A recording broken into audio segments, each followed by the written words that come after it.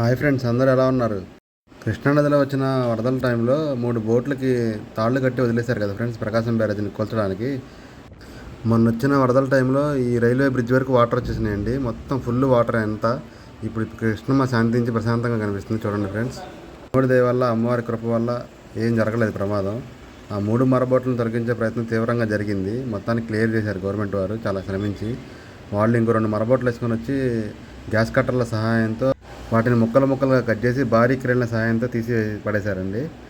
ఈ వారం 10 రోజుల పైన జరిగింది ఈ ప్రాసెస్ అంతా. అటువైపు వెళ్తున్నప్పుడు వీడియో తీశాను, మీకోసం చూడండి ఫ్రెండ్స్. ఆ కనకదుర్గమ్మ దయ వల్ల ఎవరికి ఎటువంటి ప్రాణ నష్టం కానీ ఆస్తి నష్టం కానీ జరగలేదు. చాలా అదృష్టవంతులం మనం. ఏదైనా నష్టం జరుగుంటే అంచనాలకు కూడా వేయలేము, అంత ప్రాణ నష్టం ఆస్తి నష్టం జరిగేది. అమ్మవారి దయ వల్ల ఏం జరగలేదు.